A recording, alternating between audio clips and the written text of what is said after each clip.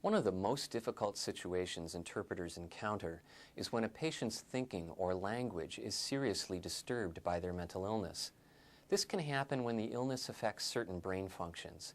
It's an event that is commonly seen in the emergency room, in inpatient settings, and occasionally in outpatient settings. But unless they work in the mental health field, most people have never seen this kind of thinking and language disturbance. It takes special skills to interpret for this type of patient in a way that is helpful to clinicians. This vignette has two parts. In the first part, the Spanish language interpreter is startled and confused by the patient's disturbed thinking and communication. Although her difficulty in translating the patient's speech is understandable, the interpreter reacts in a way that is not helpful to the clinician. Viva, está viva. Hay brazos en la computadora, colgando las ánimas colgando el árbol. Hay un árbol ahí que más. Oh my. Cuando yo era chica, yo nadaba con los pescados.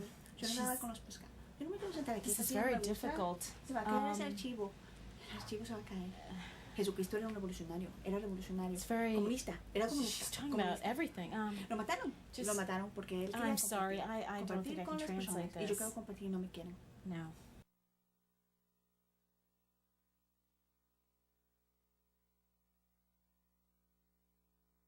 While the situation in that last scene certainly presented a challenge to the interpreter, she was unable to find a way to be helpful.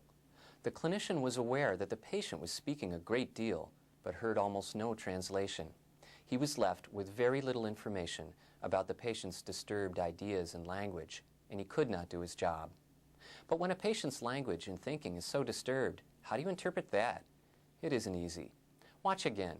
In this next scene, the interpreter uses a more flexible interpreting approach that works much better. I'm not crazy. Viva, está viva, la computadora está viva. The computer is alive. Hay brazos. Ánimas colgando, hay ánimas colgando en el árbol, no quiero estar aquí, no quiero estar. Cuando yo era chica, yo nadaba. What's happening? Her language is very unusual.